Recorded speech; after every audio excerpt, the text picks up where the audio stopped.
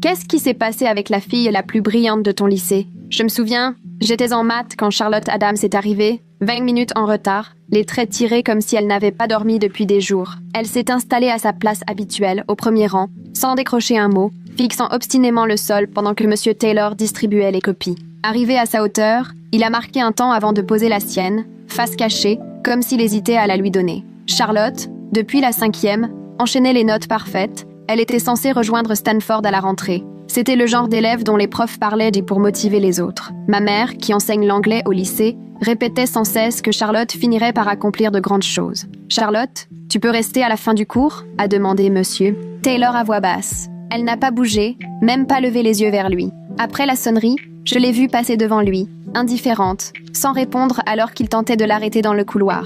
Mais elle a continué, comme si elle n'avait rien entendu. Le lendemain, en anglais, Charlotte n'a pas rendu la dissertation qui valait 30% de la note. Ma mère est restée plantée derrière son bureau, complètement déconcertée. « Charlotte, tu as ton devoir ?» a-t-elle demandé. « Je ne l'ai pas fait », a simplement lâché Charlotte. Toute la salle est devenue silencieuse, un vrai malaise. On aurait dit que ma mère venait d'entendre une langue inconnue. « Tu sais que ça compte pour 30% de ta note ?» « Oui, je sais. » Ma mère l'a fixée, désemparée, puis elle est passée à la suite sans rien ajouter. Plus tard, je l'ai entendue discuter du conseiller d'orientation de l'autre côté de la porte. La voix de Charlotte a fusé, glaciale. Elle n'avait besoin de l'aide de personne. À la fin de la semaine, Charlotte avait raté 2 contrôles majeurs et elle avait arrêté de venir à la moitié de ses cours. Quand elle était là, elle se planquait au fond, le regard perdu dans le vide, épuisée, les cernes marquées, les mains qui tremblaient. Les rumeurs ont aussitôt circulé. Drogue, dépression, la pression qui la rattrapait enfin. Sa meilleure amie, Maya, a dit que Charlotte l'avait bloquée partout, ne répondait plus à ses messages. Le lundi suivant, son nom avait disparu des annonces de la promo. Sa bourse pour Stanford exigeait une moyenne irréprochable. Tout le monde savait qu'elle allait la perdre. Les profs cherchaient tous à lui parler en privé. Elle les fuyait tous. Je l'ai aperçue ce mercredi-là à la bibliothèque, seule au fond, devant une table vide. Elle ne bossait pas, elle regardait juste ses mains. Je me suis approchée sans trop réfléchir. « Charlotte, qu'est-ce qui t'arrive ?» ai-je dit. « Tu es en train de tout gâcher, tout ce pourquoi tu t'es battue. » Elle a levé les yeux vers moi et, l'espace d'un instant, j'ai vu passer une détresse et une peur immense dans son regard, puis tout s'est refermé. « Laisse-moi tranquille », a-t-elle lâché. « Pourquoi tu fais ça ?» ai-je insisté. « Parce que je n'ai pas le choix. »« Mais ça n'a aucun sens », ai-je répliqué. Elle s'est levée brusquement, a ramassé son sac. « Tu ne sais rien de ma vie. Arrête de poser des questions. » Pourtant, impossible de me sortir de la tête la façon dont elle avait dit « Je n'ai pas le choix » avec une telle conviction. La peur que j'avais lue sur son visage. Il se passait quelque chose de grave et personne ne s'en doutait. Le jeudi, en quittant le lycée tard, j'ai aperçu Charlotte qui filait vers le parking. Un homme l'attendait près d'une voiture, l'air fermé et menaçant. Dès qu'elle s'est approchée, il lui a saisi le bras brutalement, au point qu'elle a sursauté. Je l'ai entendu lui dire quelque chose de sec, de dur, sans comprendre les mots. Elle s'est raidie, a hoché la tête, puis il lui a tendu une enveloppe avant de monter dans sa voiture et de démarrer. Charlotte est restée figée un moment, l'enveloppe à la main, tremblante. Quand elle a enfin bougé, elle a rejoint sa voiture comme si chaque pas lui coûtait une énergie folle. Je l'ai vue s'essuyer les yeux avant de monter. Le lendemain matin, pas de Charlotte au lycée. À midi, la rumeur courait déjà qu'elle était convoquée chez le proviseur avec sa mère,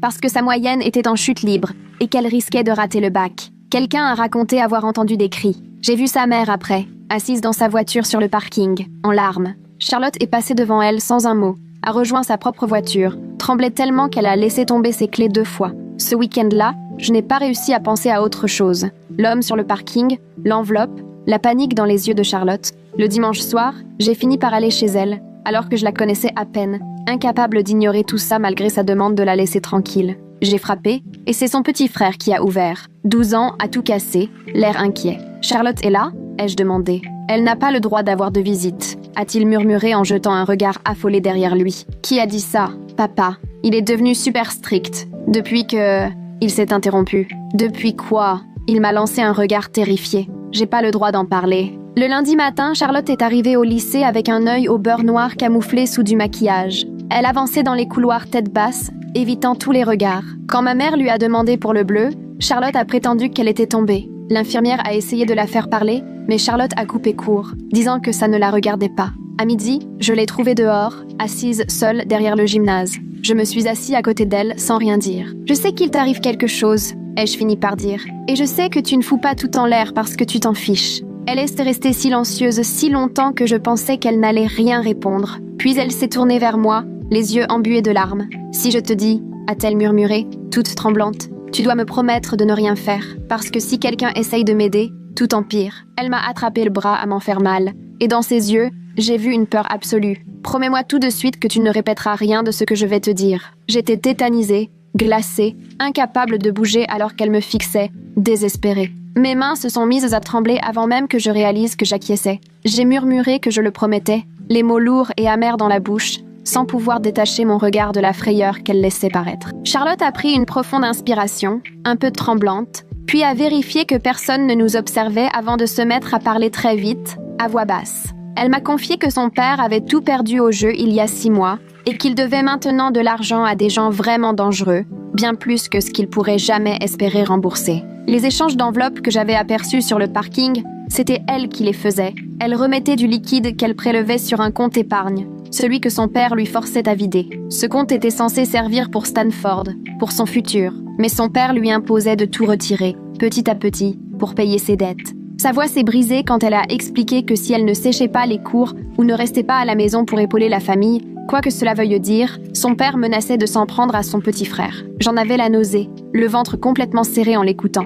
Charlotte a continué, me racontant comment son père fouillait constamment dans son téléphone, surveillait où elle allait, passait en revue ses notes pour s'assurer qu'elle sabote elle-même son avenir, exactement comme il le voulait. Elle a précisé qu'il lui avait dit que si elle tentait d'en parler à quelqu'un, ou si quelqu'un essayait d'intervenir, il le saurait tout de suite et c'est son frère qui en paierait le prix. Elle tremblait de tous ses membres à présent, des larmes plein les joues. Elle m'a repris le bras, plus fermement cette fois, en m'arrachant la promesse de ne rien dire, ni au prof ni au conseiller. La dernière fois que quelqu'un a voulu m'aider, a-t-elle lâché?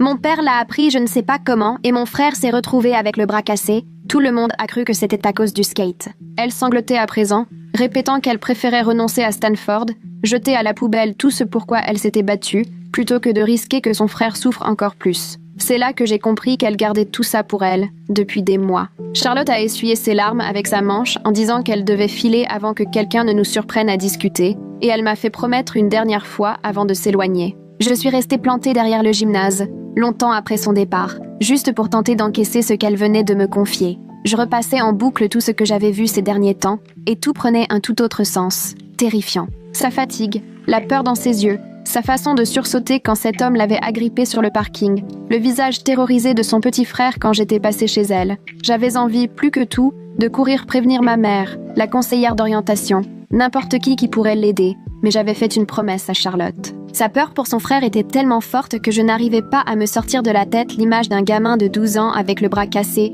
juste parce que quelqu'un avait voulu aider sa sœur. Cette nuit-là, j'ai à peine dormi. Je repassais chaque détail de ce que Charlotte m'avait raconté, cherchant désespérément une solution pour lui venir en aide, sans trahir ma promesse, ni mettre son frère en danger. Je repensais à l'homme du parking, à la manière dont Charlotte s'était figée quand il l'avait attrapée, et je sentais bien que ça allait bien au-delà des problèmes familiaux habituels. C'était grave, effrayant, et je me sentais totalement impuissant. Je suis restée des heures à fixer le plafond, le cerveau en vrac. Vers 3 heures du matin, je me suis finalement endormie, mais j'ai fait des cauchemars atroces où Charlotte et son frère étaient enfermés chez eux avec leur père en furie. Le lendemain, je suis arrivée très tôt au lycée et je me suis postée de façon à surveiller le parking. La voiture de Charlotte est arrivée vers 7h30 et elle a mis un moment avant de sortir, l'air épuisé, abattu. Quand elle s'est enfin dirigée vers le bâtiment, elle m'a aperçue et m'a lancé un discret signe de tête, histoire de vérifier que j'avais bien gardé le secret. J'ai répondu d'un signe, mais je me sentais affreusement mal, parce que me taire revenait à la regarder sacrifier tout son avenir, pendant que son père continuait à lui faire du mal. En cours d'anglais, ma mère a rendu les dissertations et, arrivée à la place de Charlotte, elle a simplement déposé une copie avec un énorme 0. Charlotte l'a prise sans broncher, comme si elle avait déjà abandonné, comme si tout ça ne la concernait plus. Ma mère, elle, avait l'air désemparée, peinée, sans se douter une seconde de ce qui se passait vraiment. Moi, j'étais 3 rangs derrière, à porter ce secret sans pouvoir rien dire. Après le cours, ma mère est restée à son bureau, fixant la chaise vide de Charlotte, sans doute en train de se demander comment sa meilleure élève avait pu s'effondrer aussi vite. À la pause déjeuner, j'ai repéré Harper Melton assise seule près des fenêtres. Harper, c'est la seule personne du lycée à qui je fais réellement confiance. Quelqu'un qui réfléchit avant de parler et ne colporte pas les ragots. Je me suis installée en face d'elle et j'ai commencé à aborder la chose avec 1000 précautions, en parlant de façon très générale, du genre « Qu'est-ce qu'on ferait si on savait qu'un ami était en grave danger mais qu'on avait promis de ne rien dire ?» Harper m'a écoutée sans intervenir, son regard se faisant de plus en plus grave à mesure que je tournais autour du pot sans jamais lâcher de nom.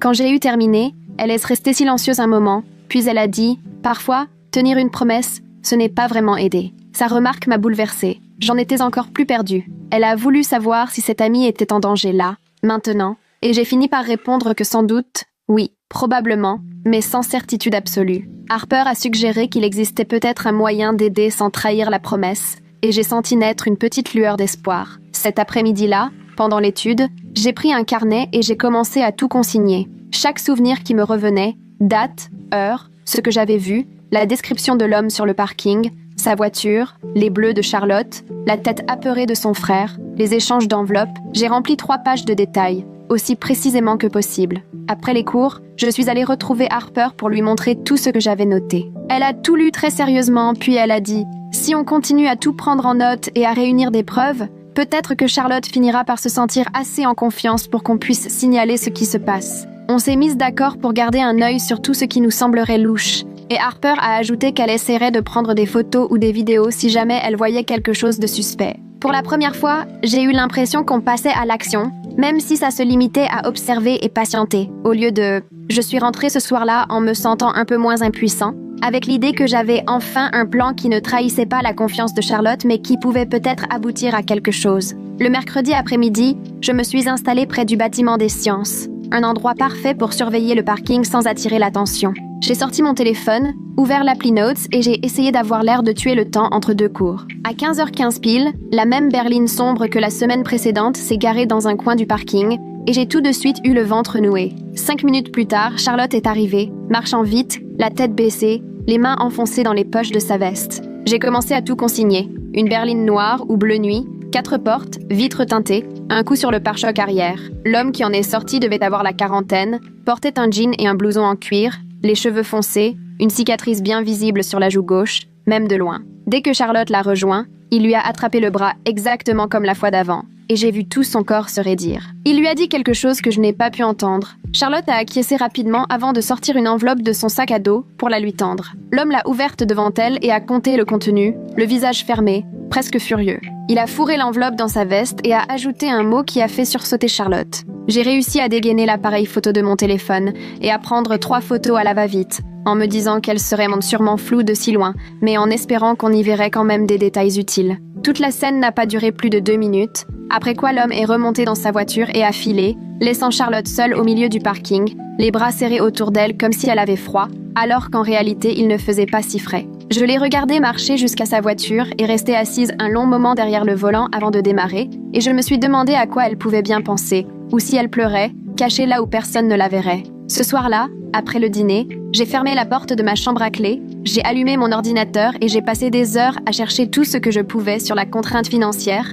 la maltraitance parentale et ce qui arrive à ceux qu'on force à donner leur argent. Ce que j'ai lu n'a fait qu'aggraver mon angoisse. Tous les sites décrivaient exactement ce que Charlotte m'avait confié, avec des mots comme violence économique, exploitation financière, emprise. Un site expliquait que les agresseurs menacent souvent des membres de leur propre famille pour garder le contrôle. Un autre parlait du sentiment d'être piégé parce qu'alerter les autorités peut entraîner des représailles. Presque tous les articles conseillaient de prévenir tout de suite la police ou les services sociaux, mais ils insistaient aussi sur l'importance de bien préparer un plan pour la sécurité de la victime. Je me sentais complètement coincée, partagée entre la certitude que Charlotte avait besoin d'aide et la peur qu'en demander, je mette son frère en danger. J'ai lu des témoignages de personnes qui avaient essayé d'aider des amis ou leur famille à s'en sortir. Parfois, ça se terminait bien, mais d'autres fois, la victime retournait chez l'agresseur ou, pire, la violence empirait et je n'avais aucun moyen de savoir ce qui attendait Charlotte. Plus je lisais, plus j'avais l'impression d'être impuissant, maintenant que je comprenais à quel point tout ça était compliqué et risqué. Vers 9h,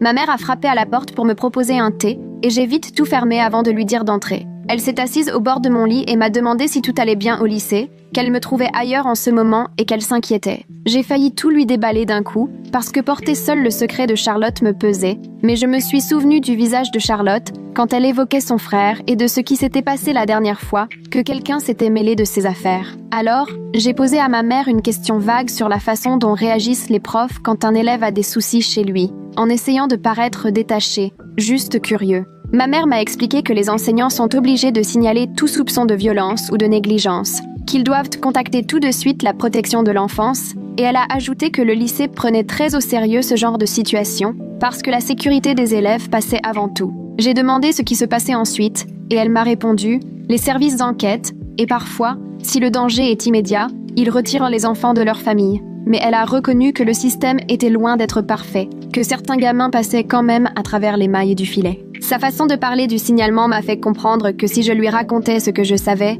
elle aurait l'obligation de le déclarer tout de suite, même si Charlotte ne le voulait pas, et que le père de Charlotte devinerait forcément qui avait parlé. Le lendemain matin, Charlotte n'était pas en cours de maths, et j'ai passé l'heure à fixer sa chaise vide en imaginant le pire. Peut-être que son père avait découvert que la conseillère avait tenté de lui parler la veille et l'avait punie, ou qu'un problème avec les créanciers de son père avait éclaté, ou alors elle était tout simplement malade. Mais j'avais du mal à y croire. Au début du deuxième cours, j'ai vu Charlotte arriver discrètement et s'installer tout au fond de la classe, et j'ai eu un soulagement immense, jusqu'à ce que je remarque qu'elle portait un pull à manches longues alors qu'il faisait chaud. Elle tirait sans cesse sur ses manches pour cacher ses mains, et quand elle a relevé la main pour remettre une mèche de cheveux en place, j'ai aperçu des bleus foncés encerclant son poignet gauche, comme si on l'avait serré avec force. J'ai croisé son regard de l'autre côté de la pièce. Elle m'a fixé une seconde avant de secouer presque imperceptiblement la tête, un geste sans équivoque qui signifiait « Ne dis rien, ne demande rien, n'envenime pas les choses ». Au troisième cours, alors que je passais devant le bureau de la conseillère d'orientation,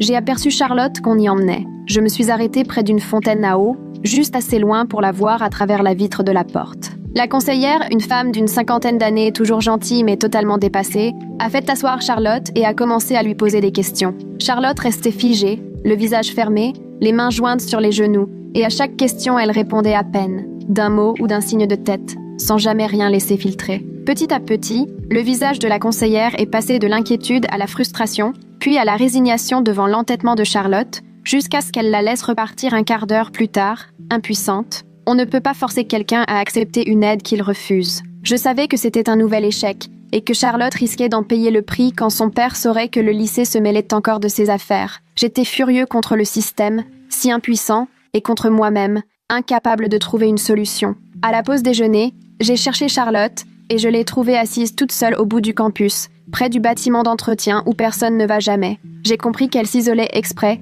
pour éviter les questions. J'ai retrouvé Harper près de la bibliothèque et je lui ai raconté ce qui s'était passé avec la conseillère. Harper a suggéré qu'on essaie de documenter ce qui se passait sans que Charlotte soit au courant, pour qu'on ne puisse pas l'accuser d'avoir parlé. Je trouvais ça sournois, presque injuste, mais Harper a insisté. Avec un père aussi suspicieux, toute aide directe ferait courir un risque à Charlotte. Alors peut-être que la seule façon de l'aider, c'était de rassembler des preuves sans qu'elle soit impliquée. Cette idée me dérangeait, mais je ne voyais pas d'autre issue. Dans l'après-midi, lors d'une assemblée, le proviseur a annoncé le nom du nouveau major de promo, Noah Smith, qui était resté toute l'année juste derrière Charlotte. J'ai observé Charlotte, 3 rangs devant moi. Elle n'a pas bronché, pas même un battement de cils, les yeux fixés droit devant elle, comme si elle avait déjà fait le deuil de cette place et qu'elle n'en attendait plus rien. Après l'assemblée, je suis allée aux toilettes et j'ai trouvé Maya en pleurs devant les lavabos, le mascara coulant sur ses joues, pendant qu'elle racontait à une autre fille que sa meilleure amie lui manquait et qu'elle ne comprenait plus Charlotte.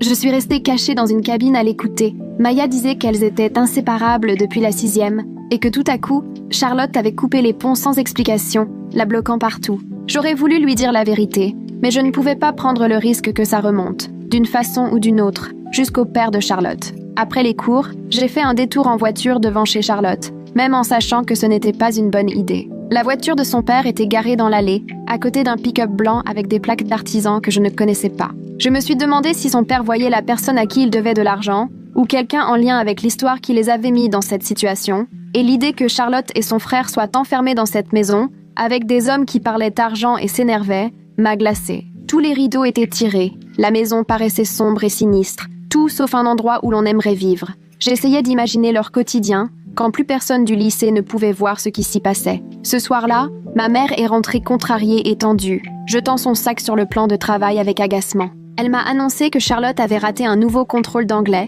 un devoir qui comptait pour un quart de la note finale, et qu'à ce rythme, elle risquait vraiment de ne pas avoir son bac. Je lui ai demandé comment une élève aussi brillante pouvait en arriver là en si peu de temps. Elle m'a répondu que même en cherchant à échouer, c'était extrême, comme si Charlotte s'appliquait à ruiner toutes ses chances sans la moindre logique. Je lui ai demandé s'il n'y avait aucun moyen d'aider une élève aussi manifestement en détresse, mais elle m'a dit qu'ils avaient tout tenté, soutien scolaire, délai, accompagnement psy, rien n'avait marché puisque Charlotte refusait systématiquement tout. Plus tard, j'ai envoyé un message à Maya pour savoir si elle se souvenait d'un détail inhabituel quand Charlotte avait commencé à s'éloigner, espérant recoller les morceaux. Maya m'a répondu aussitôt. Charlotte était devenue obsédée par son téléphone vers février, terrifiée à l'idée de rater un message, et elle semblait de plus en plus anxieuse à l'idée de rentrer chez elle. Maya ajoutait que Charlotte avait vaguement parlé de problèmes familiaux, sans rien vouloir préciser, puis avait coupé tout contact quelques jours plus tard, la bloquant partout sans raison. Je l'ai remerciée pour ses réponses, puis je suis restée allongée à essayer de comprendre comment tout s'imbriquait.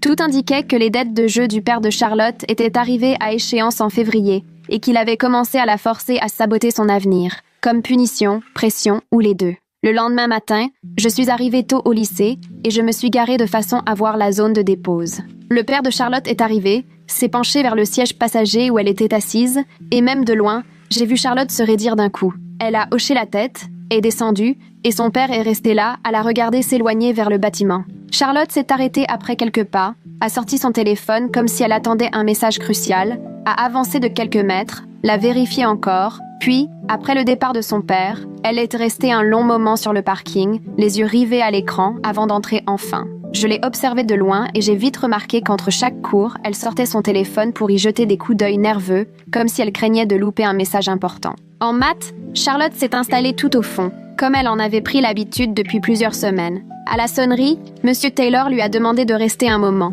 La plupart des élèves sont sortis et moi, je suis restée à traîner près de la porte en faisant semblant de fouiller dans mon sac.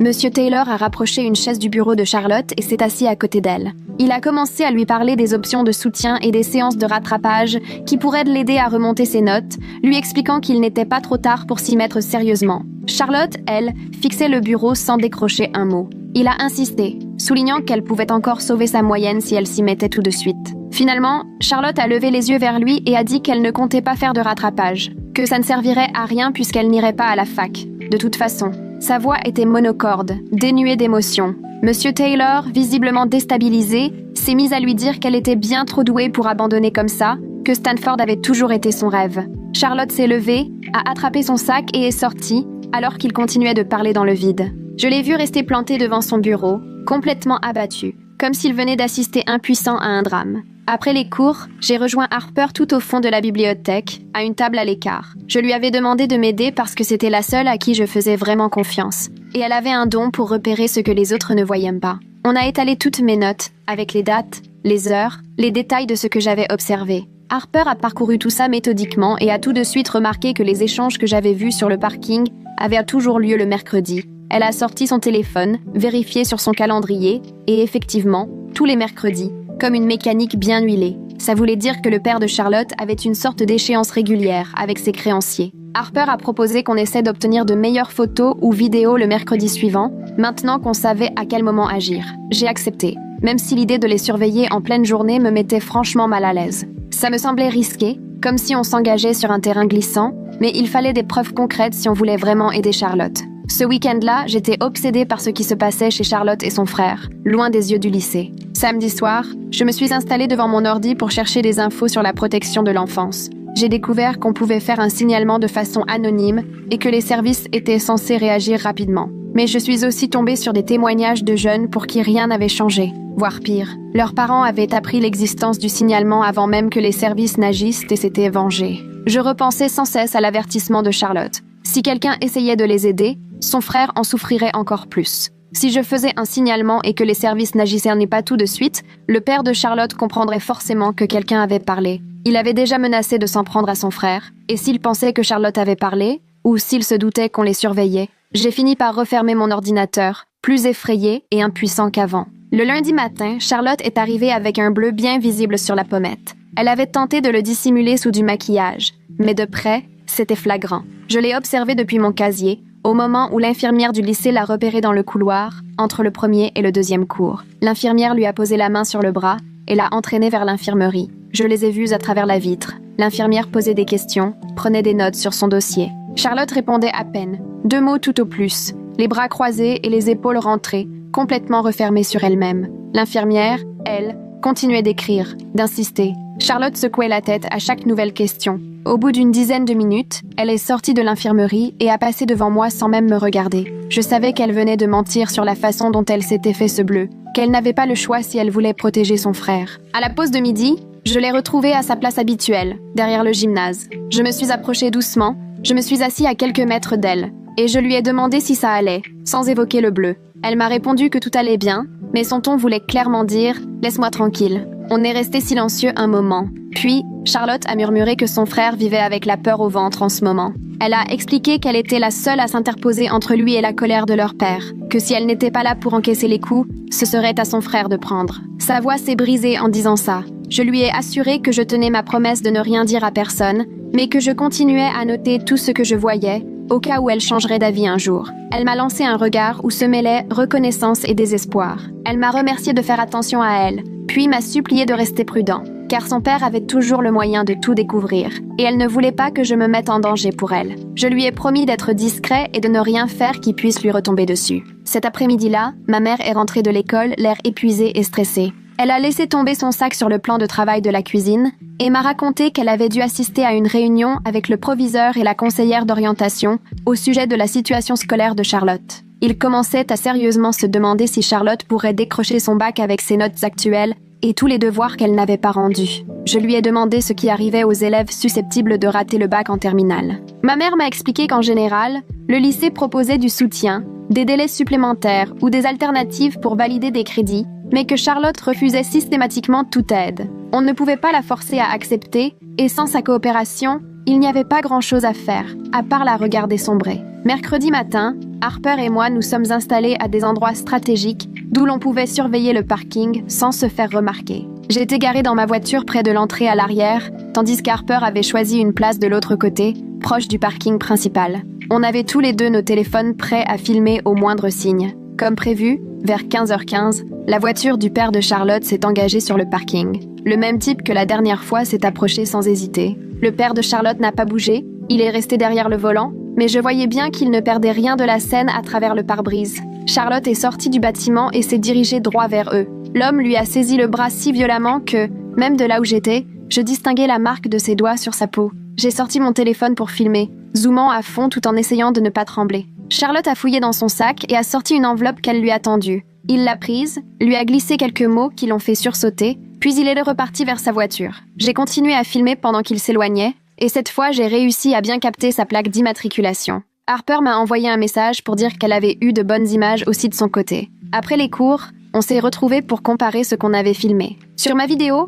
on voyait nettement le père de Charlotte rester dans sa voiture, surveillant tout l'échange, comme pour s'assurer que Charlotte fasse bien ce qu'on attendait d'elle. Sur celle de Harper, la plaque du type était parfaitement lisible au moment où il partait, et on voyait aussi très bien le geste brutal quand il attrapait Charlotte. Pour la première fois, on avait vraiment l'impression de tenir quelque chose de concret, une preuve qu'il se passait quelque chose de grave, et que ce n'était pas juste une question de tension familiale ou de stress. Mais on ne savait pas encore comment s'y prendre pour utiliser ces preuves, ni même si on pouvait les utiliser sans risquer d'aggraver la situation pour Charlotte et son frère. Le lendemain matin, j'ai vu Charlotte arriver en cours d'anglais. Elle avait l'air épuisée, presque malade, avec des cernes énormes sous les yeux. Ses mains tremblaient à peine son sac posé sur la table. Ma mère, qui faisait cours, a commencé comme d'habitude, mais elle a remarqué tout de suite que quelque chose n'allait pas.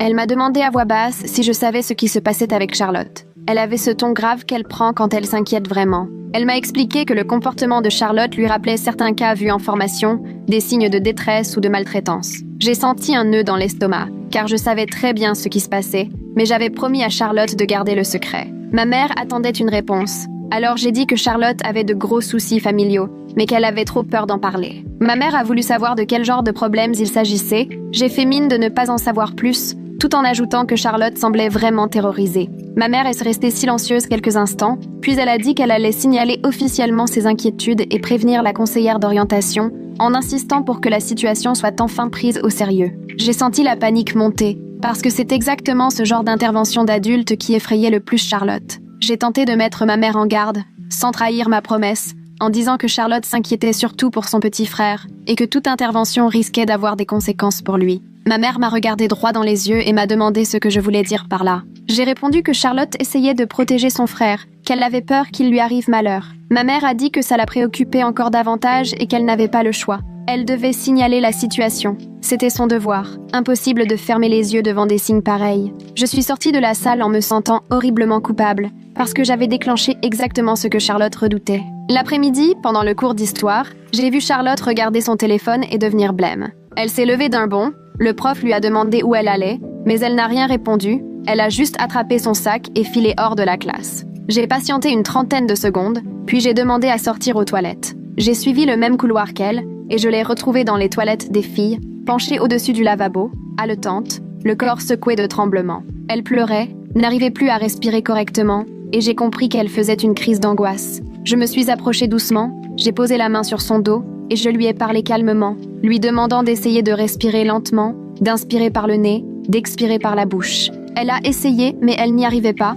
Elle répétait en boucle que son père allait devenir fou, que l'école avait appelé, qu'il voulait un rendez-vous, et qu'il allait forcément croire qu'elle avait parlé à quelqu'un. Je continuais de la rassurer, de lui dire de respirer, et au bout de quelques minutes, elle a réussi à se calmer un peu. Elle m'a expliqué que son père penserait forcément qu'elle était à l'origine de l'appel de l'école, et que ce soir, ça allait vraiment mal finir pour elle et son frère. Elle tremblait tellement fort que j'ai cru qu'elle allait s'effondrer. J'ai compris que, sans le vouloir, les démarches de ma mère pouvaient mettre Charlotte et son petit frère en danger immédiat. Charlotte répétait que son père allait exploser, que son frère allait payer les pots cassés, que tout était de sa faute. J'avais terriblement honte, parce que c'était moi qui, en parlant à ma mère, avait contribué à tout ça, même de manière indirecte. Puis, j'ai eu une idée. J'ai dit à Charlotte que j'avais filmé les échanges sur le parking. Une vidéo où l'on ne la voyait pas discuter avec qui que ce soit. Peut-être qu'on pourrait s'en servir pour prouver à l'école qu'il y avait des raisons d'être vraiment inquiet, sans pour autant la mettre en cause. Charlotte m'a dévisagée avec des yeux terrorisés et m'a demandé si j'étais bien sûre que la vidéo ne la montrait pas en train de me parler. J'ai juré que ce n'était que des images du parking. Simplement elle, l'homme et l'enveloppe. Rien qui puisse laisser croire qu'elle s'était confiée à quelqu'un. Elle a arrêté de trembler peu à peu, a pris le temps de réfléchir, puis elle a dit que si l'école avait l'impression de tout avoir découvert grâce à ses propres observations, son père ne pourrait pas lui en vouloir personnellement. Elle m'a demandé de montrer la vidéo à la conseillère d'orientation, en insistant bien sur le fait que je l'avais prise sans que Charlotte ne soit au courant, que c'était simplement de l'inquiétude de ma part et que je cherchais à comprendre la situation de mon côté. J'ai accepté, en me disant que c'était sûrement notre meilleure chance d'obtenir de l'aide sans mettre Charlotte en danger. Avant de partir, Charlotte m'a fait promettre de bien préciser qu'elle n'avait jamais su que je filmais. J'avais promis, elle m'a répondu d'un signe de tête, puis a essuyé ses larmes. Je suis allée directement voir la conseillère d'orientation. Elle était installée à son bureau et a levé les yeux quand j'ai frappé. J'ai expliqué que j'avais besoin de lui parler à propos de Charlotte. Elle m'a fait entrer et a refermé la porte derrière moi. Je lui ai dit que ça faisait des semaines que j'étais inquiète pour Charlotte, au point de commencer à noter tout ce qui me paraissait étrange. J'ai sorti mon téléphone pour lui montrer la vidéo qu'Harper et moi avions filmée. La conseillère a regardé attentivement. Son visage est devenu de plus en plus grave en voyant l'homme saisir Charlotte par le bras. Elle a aussi vu Charlotte tendre l'enveloppe. Elle a remarqué le père de Charlotte, assis dans sa voiture, en train d'observer la scène. Quand la vidéo s'est arrêtée, elle m'a demandé pourquoi je n'avais pas tout de suite donné l'alerte. J'ai expliqué que j'essayais de rassembler des preuves, car Charlotte était bien trop terrorisée pour demander de l'aide d'elle-même. J'ai insisté sur le fait que Charlotte ne savait même pas que je filmais, que c'était uniquement mon initiative parce que j'étais inquiète. La conseillère m'a demandé si j'avais d'autres vidéos, alors je lui ai montré celle d'Harper avec la plaque d'immatriculation. Elle a pris des notes, m'a bombardé de questions sur les dates, sur la fréquence des faits. Je lui ai répondu que ça se produisait tous les mercredis, comme une horloge. Elle m'a remerciée puis m'a expliqué qu'elle devait en parler à la direction, peut-être même aux autorités. Elle m'a demandé de ne rien dire à Charlotte pour l'instant, parce qu'il fallait gérer ça avec précaution. J'étais soulagée à l'idée que les adultes prenaient enfin les choses en main, mais j'étais morte de trouille pour la suite, surtout pour le petit frère de Charlotte. Le soir, en rentrant, j'ai trouvé ma mère particulièrement tendue. Elle s'est assise à la table de la cuisine et m'a annoncé que l'école avait saisi les services de protection de l'enfance au sujet de Charlotte. Un travailleur social devait être présent à la réunion parents-prof du lendemain. J'ai demandé ce qui arriverait si le père de Charlotte devenait violent. Ma mère m'a répondu qu'un agent de sécurité serait là, juste au cas où. Ça m'a un peu rassurée, mais je ne pouvais pas m'empêcher d'avoir peur. Je n'arrêtais pas d'imaginer Charlotte et son frère, enfermés chez eux avec leur père, qui savait maintenant que l'école s'en mêlait. Je me demandais s'ils criaient sur eux, s'ils leur faisaient du mal. Ma mère a dû lire l'angoisse sur mon visage, parce qu'elle m'a dit que parfois, les situations empirent avant de s'arranger, mais qu'il fallait agir. Elle a ajouté que si personne ne faisait rien et qu'il arrivait quelque chose à ses enfants, elle ne pourrait jamais se le pardonner. Je comprenais, mais je n'arrivais pas à me sortir de la tête le visage terrorisé de Charlotte dans les toilettes, la peur dans ses yeux, sa conviction que la soirée allait être un enfer. J'ai pris mon téléphone et, en pesant soigneusement chaque mot, j'ai écrit un message en essayant de ne rien dire qui pourrait sembler louche si son père tombait dessus. Demain risque d'être compliqué, mais des gens veulent vraiment t'aider, ai-je écrit. Puis je suis restée là à fixer l'écran pendant de longues secondes avant d'oser appuyer sur envoyer. Les 3 petits points sont apparus, ont disparu, puis sont revenus. Finalement, sa réponse est tombée. D'accord. Juste ce mot. Et je suis restée là, le téléphone dans la main, à me demander si elle avait compris ce que je voulais lui dire, ou si, au contraire, j'avais aggravé la situation. Je regardais mon portable toutes les 2 minutes, espérant qu'elle écrirait encore, qu'elle me donnerait un signe, qu'elle n'avait pas trop peur ou qu'elle n'était pas en colère, mais rien. Ma mère a préparé le dîner et j'ai à peine touché à mon assiette, repoussant la nourriture alors que mon cerveau tournait à 100 à l'heure, imaginant tous les scénarios catastrophes pour le lendemain. Et si le père de Charlotte comprenait que l'école préparait quelque chose et partait avec les enfants je ne sais où? Et s'il leur faisait du mal avant qu'on puisse intervenir? Cette nuit-là, je suis restée allongée à fixer le plafond, le ventre noué, à ressasser tout ça jusqu'à ce que mon réveil sonne. J'ai réalisé que je n'avais pas fermé l'œil de la nuit. Le matin, j'étais en avance à l'école, postée devant la salle de Charlotte pour le premier cours, espérant la voir arriver. Les élèves sont passés, la sonnerie a retenti, mais Charlotte n'est pas venue. Sa place est restée vide. J'ai regardé mon téléphone. Aucun message. À la 2e heure, j'ai passé la tête devant la classe de son frère. J'ai scruté l'intérieur à la pause pour être sûre, mais il n'était pas là non plus. Mes mains tremblaient quand j'ai envoyé un message à Harper. Charlotte et son frère ne sont pas là.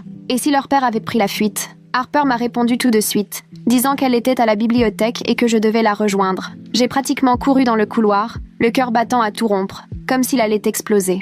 Harper était installée au fond, l'air tout aussi inquiète que moi. Ils sont peut-être juste malades, a-t-elle tenté, mais ni elle ni moi n'y croyons. On est restés plantés là, à fixer l'horloge du mur, alors que chaque minute semblait durer une éternité. La réunion parents-prof était prévue à 9h, et il était déjà 8h45. Et s'ils ne venaient pas, ai-je murmuré. Et s'il les emmenait loin d'ici? Harper s'est rongé l'ongle, un truc que je ne l'avais jamais vu faire. L'école préviendra la police, non? Ils n'auront pas le choix. Mais je n'arrêtais pas de revoir le visage de Charlotte dans les toilettes. Sa peur, et l'idée qu'on avait peut-être agi trop vite, qu'il se passait quelque chose de grave, m'obsédait. La cloche du déjeuner a sonné, et à peine arrivée à mon casier, la conseillère est apparue à côté de moi. « On peut parler ?» a-t-elle demandé. Je l'ai suivie jusqu'à son bureau, le ventre complètement à l'envers. Elle a refermé la porte, s'est assise derrière son bureau, visiblement fatiguée et stressée. « Le père de Charlotte est venu à la réunion ce matin », m'a-t-elle appris, et j'ai eu un minuscule soulagement en me disant qu'il n'avait pas pris la fuite. Il est venu seul. Il a dit que les enfants étaient cloués au lit avec la grippe. Mon soulagement s'est évaporé aussitôt. Quand l'assistante sociale a proposé une visite à domicile, il était monté sur ses grands chevaux, s'est mis à hurler qu'on n'avait pas à l'accuser de quoi que ce soit, qu'il connaissait ses droits. La conseillère s'est massé le front, manifestement à bout. La situation est devenue si tendue que l'agent Shaw a dû intervenir. L'agent Shaw, c'était le flic référent de l'école. Un grand type qui, d'habitude, gérait juste les embrouilles sur le parking. « Qu'est-ce qui s'est passé ?» ai-je demandé. La conseillère m'a expliqué que le père de Charlotte avait menacé de porter plainte contre l'école et les services sociaux, qu'il avait traité tout le monde d'incapable et qu'il avait refusé toute visite à domicile sans mandat. On est en train de mettre en place un contrôle de bien-être avec la police locale, a-t-elle dit. Mais ça demande de la coordination et pas mal de paperasse. Ce n'est pas quelque chose qui se règle en un clin d'œil. J'avais la nausée. Donc, Charlotte et son frère sont juste coincés là-bas avec lui en ce moment, alors qu'il est furieux et qu'il sait que quelqu'un essaie de les aider? Le visage de la conseillère m'a tout expliqué avant même qu'elle ouvre la bouche. « Ils sont en sécurité ?» ai-je demandé, la voix plus aiguë que d'habitude. Elle est restée silencieuse un peu trop longtemps. Honnêtement, j'en sais rien. Elle s'est penchée sur son bureau, les mains jointes. Tant que Charlotte ne fait pas de révélation directe ou qu'il n'y a pas de blessure évidente nécessitant une hospitalisation, on doit suivre la procédure. Et la procédure, ça prend du temps. J'avais envie de hurler que justement, du temps, on n'en avait pas, que le père de Charlotte était sans doute en train de leur faire du mal à cet instant parce qu'il savait qu'on tentait quelque chose. C'est comme ça que les enfants finissent maltraités, ai-je lâché, la voix tremblante. Tout le monde suit la procédure, pendant que le père de quelqu'un les cogne chez eux. La conseillère avait l'air bouleversée, mais elle n'a rien trouvé à répondre. Je comprends que ce soit frustrant. Le système est fait pour protéger les droits des parents, ce qui fait qu'il avance parfois plus lentement qu'on ne le voudrait, même quand des enfants sont en danger. Mais on fait tout ce qu'on peut dans le cadre légal. Je me suis levée, incapable de rester assis. Et la police? Ils vont y aller quand? Elle a jeté un œil à son ordinateur. Ils essaient d'organiser ça pour cet après-midi. L'assistante sociale fait tout pour que ce soit aujourd'hui. Je suis sortie de son bureau totalement impuissant, avec l'impression d'avoir déclenché une machine qui avançait bien trop lentement pour protéger qui que ce soit. Les couloirs étaient bondés d'élèves qui se dirigeaient vers la cantine, mais je n'aurais même pas pu avaler une bouchée. Harper m'a trouvé assis par terre devant le gymnase après le déjeuner, mon téléphone à la main, alors que je n'avais personne à appeler pour aider. « Hé !» a-t-elle dit, en glissant le long du mur pour s'asseoir à côté de moi. J'ai fait un truc que j'aurais peut-être pas dû. Je l'ai regardée et elle a sorti son propre téléphone. Pendant la pause, je suis passée en voiture devant chez Charlotte. Mon cœur a raté un battement. T'as fait quoi? Harper m'a montré une photo sur son écran. La voiture du père de Charlotte était garée dans l'allée. Et dans la rue devant, il y avait 2 voitures de police. Gyrophare éteint, mais bien reconnaissable. Je ne me suis pas arrêtée ni rien, a-t-elle précisé vite. J'ai juste roulé assez lentement pour voir. Il y avait des policiers devant la porte d'entrée. J'ai fixé la photo, tentant de comprendre ce que ça voulait dire. T'as vu Charlotte? Ou son frère? Harper a secoué la tête. Juste les voitures et les flics sur le perron. Je suis repassée 10 minutes plus tard. Ils étaient toujours là.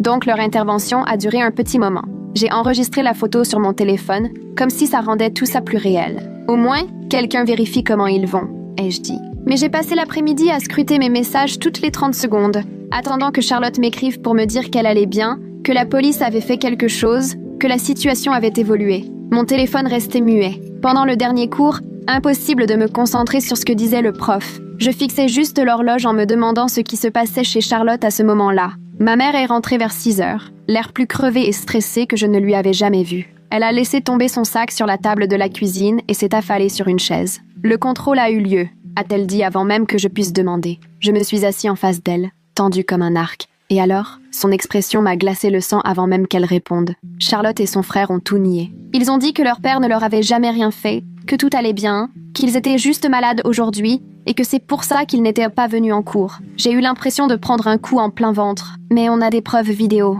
On a des rapports de plusieurs profs. Comment ils peuvent dire qu'il n'y a rien? Ma mère s'est frotté les yeux. Le père de Charlotte les a visiblement bien briefés sur ce qu'ils devaient dire. Il était là pendant tout le contrôle, parce que la police n'avait aucune raison légale de les interroger séparément. Les enfants étaient trop terrorisés pour le contredire alors qu'il écoutait chaque mot. J'ai repensé à Charlotte dans les toilettes, qui me disait à quel point elle avait peur pour son frère. Et j'ai compris qu'elle et son frère venaient de mentir pour se protéger, sous les yeux de leur père. Donc les services sociaux ne peuvent rien faire, ai-je demandé. Ma mère a lentement secoué la tête. Sans la coopération des enfants ou preuve immédiate de danger, ils ne peuvent pas les sortir du foyer. L'assistante sociale a noté ses inquiétudes et va assurer un suivi. Mais il faut remplir des critères juridiques précis pour procéder à un retrait, et on n'en est pas là. Je me suis levée si brusquement que ma chaise a raclé le sol. Mais c'est dingue! On a la preuve qu'il leur fait du mal. On a une vidéo où il force Charlotte à donner de l'argent à un gars. On a des preuves qui ont vu des bleus. Et ils vont juste laisser ses enfants dans cette maison? Ma mère m'a regardée avec une tristesse épuisée.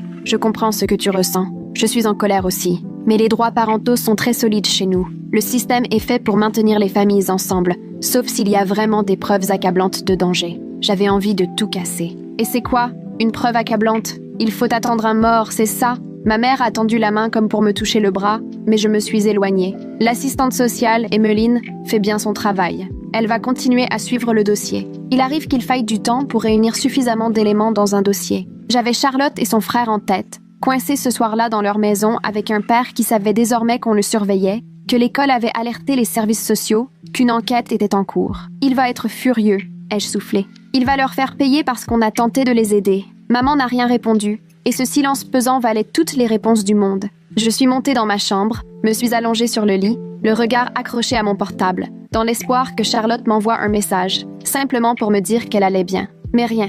L'écran est resté désespérément noir. Charlotte est revenue en cours le lendemain et je l'ai aperçue dans le couloir entre la première et la deuxième heure. Elle gardait la tête basse, marchant à toute vitesse comme si elle voulait devenir invisible. J'ai appelé son prénom, mais elle n'a pas bronché, pas même un regard en arrière. En maths, elle s'est installée tout au fond, loin de sa place habituelle au premier rang, et quand M. Taylor a cherché son regard, elle n'a jeté qu'un œil vide à son bureau. À la pause déjeuner, je l'ai trouvée seule derrière le gymnase, pile à l'endroit où elle s'était confiée à moi, alors j'ai approché doucement, sans vouloir l'effrayer. « Charlotte, ai-je chuchoté. Elle a levé des yeux rougis par les larmes et dès qu'elle m'a vue, elle s'est relevée d'un bond, attrapant son sac sans me laisser le temps de dire quoi que ce soit. « Attends, s'il te plaît », ai-je lancé. « Je veux juste savoir si tu vas bien. » Elle a filé devant moi sans dire un mot et je l'ai suivie. « Je sais que tu m'en veux. Je devine que tu penses que j'ai tout fait empirer. » Charlotte s'est arrêtée, toujours dos à moi. « Tu ne sais rien », a-t-elle lâché d'une voix froide. « Je suis désolée », ai-je murmuré. « Je voulais t'aider. » Là, elle s'est tournée vers moi et son regard m'a glacée. « Tu avais promis de ne rien répéter. Tu l'avais juré. » Je voyais ses mains qui tremblaient et toute la peine qu'elle mettait à garder la tête haute. « Je n'ai rien dit de ce que tu m'as confié. J'ai juste apporté des vidéos que j'avais prises. Ton père ne peut pas te reprocher ça. » Charlotte a eu un rire étranglé, presque un sanglot. « Tu crois que ça change quoi? Tu crois vraiment qu'il va faire la différence ?» Elle s'est essuyée les yeux d'un geste sec. « Laisse-moi tranquille. Je t'en supplie. » Elle est partie rapidement. Et cette fois, je n'ai pas osé la suivre. Harper m'a retrouvée après les cours, l'air grave. « Faut que je te parle », a-t-elle dit, et on s'est dirigé vers sa voiture pour être au calme. Pendant la pause déjeuner, j'étais aux toilettes et Maya était là avec d'autres filles. Elle parlait de Charlotte. Mon ventre s'est noué. Elle a dit que le père de Charlotte l'a retirée de toutes ses activités. Plus de débats, plus de bénévolat, plus rien. Maintenant, il vient la chercher dès que les cours finissent. Harper m'a montré son téléphone. Elle avait pris des notes. Maya a tenté de parler à Charlotte hier soir, mais son père était déjà là, sur le parking, assis dans sa voiture à surveiller. Dès que Charlotte est sortie, il lui a ordonné de monter, et ils sont partis. Rien que d'y penser, j'en avais la nausée. Le père de Charlotte resserrait l'étau depuis le début de l'enquête, ne lui laissant plus aucune liberté, plus aucun moyen de parler à qui que ce soit. Elle est encore plus prisonnière qu'avant, ai-je soufflé. Harper a hoché la tête. Maya est très inquiète. Elle trouve que Charlotte a l'air terrorisée tout le temps maintenant. On est resté là, assise dans la voiture, à se taire, impuissante et coupable, même si on avait cru bien faire. En cours d'anglais le lendemain, Charlotte a rendu sa dissertation et j'ai vu le visage de ma mère changer en la lisant. Après le cours, elle m'a demandé de rester. Une fois les autres élèves partis, elle m'a montré la copie de Charlotte. Une page à peine, des phrases qui n'avaient ni queue ni tête, une écriture tremblante, jetée à la hâte. C'était tellement loin du niveau habituel de Charlotte qu'on aurait cru qu'une étrangère l'avait écrite. « Tu comprends maintenant », a dit ma mère tout bas. On la voit s'effondrer et on ne peut rien faire parce qu'elle ne nous laisse pas l'aider. Elle m'a regardé droit dans les yeux. « Tu sais si Charlotte subit des violences chez elle ?» J'avais évité cette discussion le plus longtemps possible, mais je ne pouvais plus reculer. Je lui ai tout raconté. La vidéo que Harper et moi avions faite, les enveloppes échangées, le père de Charlotte qui guettait sur le parking. J'ai parlé de la visite ratée des services sociaux et du fait que Charlotte et son frère n'avaient pas pu parler devant leur père. Ma mère m'a écoutée sans rien dire, puis, après un long silence, elle a soufflé. « Merci de m'avoir tout dit. Je vais consigner tout ça par écrit et m'assurer que ça soit ajouté au dossier de l'ASE. Parfois, il faut plusieurs signalements et des preuves pour que le système se mette enfin en marche. » J'avais envie de lui demander combien il en faudrait encore, combien de temps il faudrait attendre, à quel point il fallait que la situation empire pour que quelqu'un vienne en aide à Charlotte et à son frère, mais je savais qu'elle n'avait pas la réponse. J'ai quitté la classe avec la sensation que nous étions tous spectateurs du naufrage de Charlotte, incapables de lui tendre la main avant qu'elle ne sombre vraiment. Ma mère est restée là, un moment encore, les yeux perdus sur la copie de Charlotte, avant de la poser et de dire « Parfois, le système laisse tomber, et tout ce qu'on peut faire, c'est continuer de tout consigner, de tout signaler, jusqu'à avoir assez d'éléments pour qu'il soit obligé d'agir. » Elle m'a demandé de rester vigilante au moindre signe inquiétant et m'a promis d'en faire autant. Ça m'a un peu soulagée de voir qu'elle voulait vraiment agir désormais et pas juste se demander pourquoi Charlotte dérapait. La semaine suivante, Charlotte n'est pas venue à l'école ni lundi, ni mardi, ni mercredi. Quand elle est revenue le jeudi avec un mot du médecin attestant d'une maladie, elle n'en avait pas du tout l'air. Elle était juste terrifiée. L'infirmière scolaire l'a croisée dans le couloir et l'a entraînée dans son bureau. Je l'ai observée à travers la vitre, la voyant poser des questions pendant que Charlotte fixait obstinément le sol, répondant à peine. L'infirmière prenait des notes, mais Charlotte restait figée. Le vendredi, Harper m'a rejointe après les cours. Elle avait parlé au frère de Charlotte, dehors, pendant qu'il attendait. Il lui avait confié que leur père était constamment en colère, qu'il ne cessait de hurler dès que quelqu'un se mêlait de leurs affaires. Il m'a confié que Charlotte pleurait chaque soir dans sa chambre et qu'il craignait qu'un drame finisse par arriver. Sans hésiter, Harper est allée tout raconter à la conseillère d'orientation. Dès le lendemain, Emmeline Bishop, l'assistante sociale responsable du dossier de Charlotte, s'est présentée au collège. Elle a fait sortir Charlotte de son premier cours pour l'interroger seule, pendant près d'1 heure, puis elle a procédé de la même façon avec le frère de Charlotte. Cette fois, Emmeline leur a posé la question de front. « Est-ce que vous vous sentez en sécurité chez vous ?» Je ne sais pas ce qu'ils ont répondu, mais après ces 2 entretiens, Elle est restée longuement dans le bureau du principal.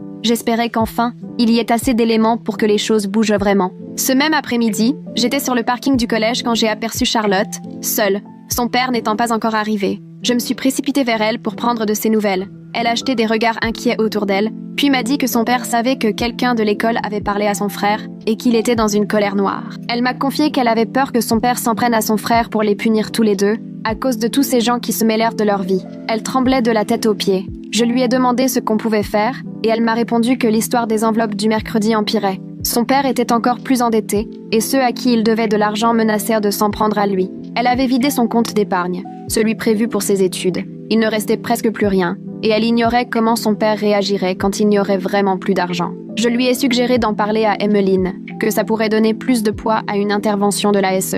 Charlotte a aussitôt secoué la tête, paniquée. Si j'avoue que mon père m'a obligée à donner mon argent, il saura que j'ai parlé, et c'est mon frère qui en paiera le prix. J'avais l'impression d'être piégée, tiraillée entre l'envie d'agir et la peur de mettre Charlotte ou son frère en danger. Ce soir-là, après le dîner, je suis montée dans ma chambre pour appeler la ligne d'urgence de la protection de l'enfance, sans révéler mon identité. J'ai expliqué qu'un père forçait sa fille à vider ses économies pour rembourser ses dettes de jeu, qu'il menaçait ses 2 enfants et qu'un garçon de 12 ans vivait dans la maison sans être en sécurité. Mon interlocutrice m'a dit qu'elle allait ajouter ces informations au dossier d'Emmeline et qu'elle s'en chargerait, sans pouvoir me dire ce qui allait se passer ensuite. Dès le lendemain matin, Emmeline s'est rendue chez Charlotte sans prévenir, accompagnée d'un policier. Cette fois, elle a interrogé les enfants séparément, dehors, à l'abri de leur père. Je ne sais pas ce que Charlotte lui a confié, mais ma mère a reçu un appel d'Emmeline plus tard dans la journée pour l'informer qu'il lançait une procédure d'urgence devant le juge afin de décider si les enfants devaient être protégés. Le même après-midi, un huissier est venu remettre une convocation au père de Charlotte pour le tribunal. Apparemment, il a complètement perdu son sang-froid devant lui, s'est mis à crier, a proféré des menaces, et tout a été noté. Le policier référent du collège a expliqué à la conseillère que cette fois, il y avait suffisamment de preuves pour envisager de retirer temporairement Charlotte et son frère de la maison, vu que leur père les terrorisait et avait volé l'argent de Charlotte. Ce soir-là, j'ai failli faire tomber mon téléphone en voyant s'afficher un message de Charlotte. Merci de ne pas avoir abandonné, même quand tout semblait perdu. J'en ai eu les larmes aux yeux, tellement j'avais redouté qu'elle m'en veuille pour tout ce qui était arrivé. Elle a ajouté « Emmeline m'a dit que l'audience aura lieu demain matin et qu'il y a de vraies chances pour que mon frère et moi soyons placés chez notre tante le temps de l'enquête. » Sa tante habitait à une demi-heure et avait déjà fait savoir à Emmeline qu'elle voulait les accueillir tous les deux. Je lui ai répondu pour savoir comment elle allait et elle m'a écrit qu'elle avait peur, mais qu'elle se sentait pleine d'espoir, pour la première fois depuis des mois. J'ai veillé tard cette nuit-là, à me demander ce que nous réserverait le lendemain, en espérant de tout cœur que le juge apporterait son aide. Le jour suivant, Charlotte et son frère n'étaient pas au collège. Ils étaient au tribunal et j'étais incapable de me concentrer sur quoi que ce soit. Je vérifiais mon téléphone entre chaque cours dans l'espoir d'avoir des nouvelles, mais rien. Harper m'a rejointe à la pause déjeuner et on s'est assises à notre table habituelle, silencieuse, les yeux rivés sur nos portables sans toucher nos plateaux. Elle m'a demandé si j'avais du nouveau. J'ai fait non de la tête, l'estomac noué d'angoisse en pensant à ce qui se passait au tribunal. On a commencé à imaginer ce qui pourrait arriver si le juge ne croyait pas Charlotte, ou si son père réussissait à convaincre tout le monde qu'il n'y avait aucun problème. Vers 14h, en cours d'anglais, le téléphone de ma mère a sonné, elle est sortie dans le couloir, l'air grave. Je l'ai vue à travers la vitre, concentrée, le visage fermé. À son retour, elle m'a lancé un regard et un signe de tête. Je savais que c'était des nouvelles de Charlotte. Après le cours, elle m'a prise à part dans le couloir vide et m'a expliqué que la principale venait de l'appeler avec des nouvelles du tribunal. Le juge avait décidé d'une mesure de protection d'urgence après avoir entendu Charlotte, son frère et Emmeline. Les enfants étaient de placer chez leur tante dans la ville voisine, au moins temporairement, en attendant la fin de l'enquête de l'ASE. Leur père n'aurait droit qu'à des visites surveillées et devait rester à l'écart du collège. Ma mère m'a raconté que le juge avait été particulièrement touché par l'exploitation financière et les preuves de menaces et d'emprise. Un immense soulagement m'a envahi en apprenant qu'ils étaient enfin sortis de cette maison et en sécurité. Ma mère m'a serré dans ses bras et m'a glissé à l'oreille que j'avais eu raison de ne jamais lâcher, même quand tout semblait insurmontable. Ce soir-là, Charlotte m'a envoyé un nouveau message pour m'annoncer qu'elle et son frère étaient bien arrivés chez leur tante et qu'elle avait, pour la première fois depuis des mois, l'impression de pouvoir enfin respirer. Elle a raconté que chez sa tante, tout était calme, paisible, rien à voir avec la tension permanente et l'atmosphère étouffante qui régnait chez leur père. Sa tante leur avait préparé le dîner sans se montrer envahissante, se contentant de leur dire qu'ils étaient enfin en sécurité et qu'ils avaient tout le temps qu'il leur fallait pour trouver leur marque. Charlotte m'a confié que son frère avait même esquissé un sourire pendant le repas, lorsque leur tante avait partagé une histoire drôle sur leur mère adolescente. Elle m'a avoué. J'ai éclaté en sanglots en le voyant sourire, parce que je ne me souvenais plus de la dernière fois où il avait eu l'air heureux, et ma tante m'a prise dans ses bras en me disant que c'était normal de pleurer. Je lui ai répondu à quel point j'étais soulagée qu'il soit enfin à l'abri, et elle m'a envoyé un emoji cœur, ce qui était plus d'émotion qu'elle n'en avait exprimé depuis des semaines. La semaine d'après, Charlotte a repris le chemin du collège et je l'ai croisée dans le couloir avant le premier cours. Elle avait changé, elle paraissait moins crispée, moins sombre, même si ses cernes trahissaient encore la fatigue. Ses épaules étaient enfin relâchées, elle osait de nouveau regarder les gens dans les yeux au lieu de baisser la tête. À midi, elle nous a rejointes, Harper et moi, et s'est installée à notre table sans attendre d'être invitée. Elle nous a regardés et a murmuré « Merci, vraiment, de ne pas avoir lâché l'affaire et d'avoir trouvé un autre moyen de m'aider. » Puis elle a ajouté « Savoir que quelqu'un tenait assez à moi pour ne pas renoncer, même quand je rejetais tout le monde, ça m'a donné une lueur d'espoir alors que j'avais tout perdu. » Harper lui a pris la main et j'ai senti ma gorge se serrer. Charlotte nous a expliqué que sa tante était vraiment formidable, que son frère allait déjà mieux et qu'il arrivait enfin à dormir d'une traite, chose qui n'était plus arrivée depuis des mois. Quelques jours plus tard, Charlotte avait rendez-vous avec la conseillère d'orientation et la principale pour faire le point sur sa scolarité. Je l'ai attendue devant le bureau presque 1 heure, l'observant à travers la porte vitrée en pleine discussion, penchée sur des papiers. Quand elle est sortie, elle avait l'air épuisée, mais son expression n'était plus la même. Elle n'était plus abattue comme avant. Elle m'a expliqué qu'on lui avait proposé de rattraper une partie du travail manqué et d'aménager son parcours pour qu'elle puisse décrocher son diplôme, même si sa moyenne était complètement à plat. Elle ne serait sûrement pas première de la promo. Et Stanford, c'était fini. Mais au moins, elle pourrait assister à la remise des diplômes avec nous. On lui a aussi parlé de la possibilité d'intégrer l'université de la ville à la rentrée, le temps de reprendre pied et d'envisager la suite. Charlotte a conclu « Ce n'est pas la vie dont je rêvais,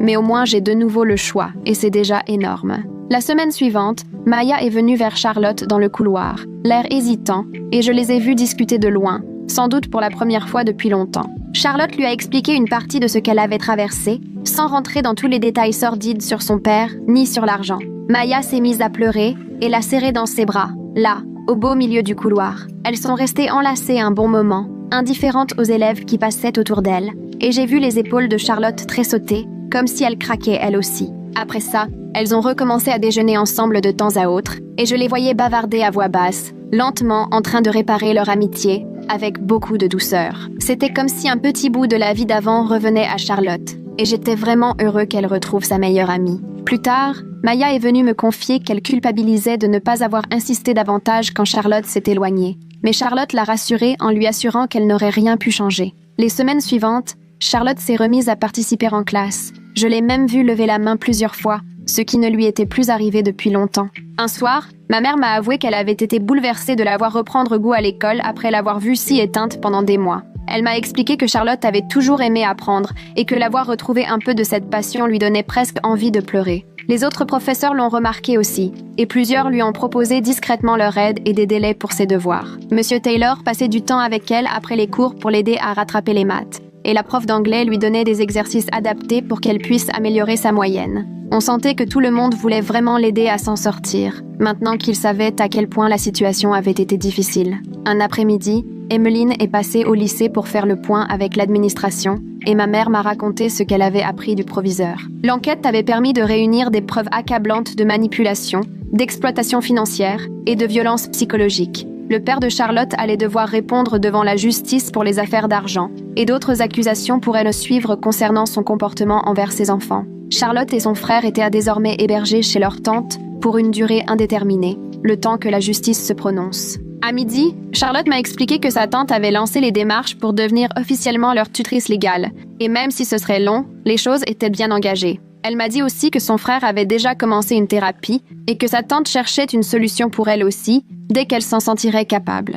Je lui ai demandé comment elle vivait tout ça, et elle m'a avoué qu'elle se sentait surtout soulagée, mais aussi triste, parce que ça voulait dire accepter que son père était vraiment toxique et que la famille telle qu'elle l'avait connue n'existerait plus. Quelques semaines plus tard, Charlotte m'a montré une photo sur son téléphone. Son frère, tout sourire, dans sa nouvelle école près de chez leur tante, assis devant un échiquier. Elle m'a raconté qu'il s'était inscrit au club d'échecs et qu'il s'était fait un copain, Noah, qui lui expliquait des stratégies pointues. Il s'ouvrait peu à peu, se comportait enfin comme un enfant de son âge, au lieu d'être sans cesse sur la défensive. Sur la photo, il avait l'air détendu, heureux, bien plus que je ne l'avais jamais vu à l'époque où il vivait chez leur père. Les yeux de Charlotte se sont embués lorsqu'elle a contemplé la photo, puis elle a soufflé. C'est ça que j'ai voulu protéger en sacrifiant tout. Et aujourd'hui, il est enfin assez en sécurité pour juste avoir le droit d'être un enfant. Elle a expliqué qu'assister à la reconstruction de son frère donnait du sens à toutes les aides perdues et aux notes sacrifiées,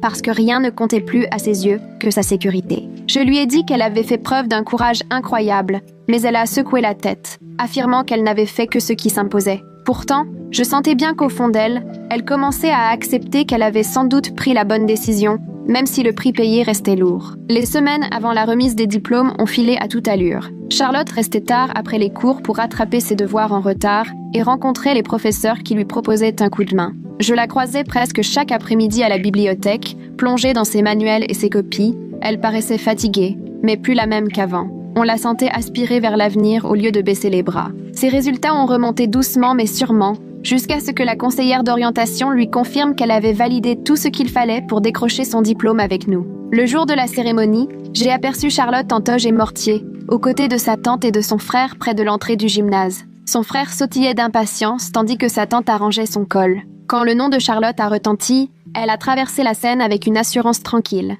Et sa tante comme son frère se sont levés pour l'applaudir plus fort que tout le reste du public. Je l'ai vue recevoir son diplôme, se tourner vers la salle et esquisser ce grand sourire sincère qui la transformait totalement, loin de la jeune fille apeurée que j'avais trouvée derrière le gymnase quelques mois plus tôt. Après la cérémonie, alors que tout le monde s'enlaçait ou prenait des photos, Charlotte est venue nous retrouver, Harper et moi, près du parking. Elle nous a serrés dans ses bras aussi fort qu'elle le pouvait, puis elle a soufflé « Vous avez sauvé la vie de mon frère, et sans doute la mienne aussi, simplement parce que vous avez refusé de détourner les yeux quand je sombrais. » Sa voix a tremblé, et j'ai senti les larmes me monter aux yeux. Charlotte nous a expliqué qu'elle prenait une année de césure pour travailler et aider son frère à s'habituer à leur nouvelle vie. Ensuite, elle envisageait de commencer un BTS, dans l'idée de devenir assistante sociale plus tard. Elle a ajouté qu'elle voulait soutenir d'autres enfants qui traversent ce qu'elle avait vécu, parce qu'elle savait ce que signifiait survivre. Je l'ai observée, tenant son diplôme et enlacée par sa tante, et je n'ai eu aucun doute, elle ferait des merveilles.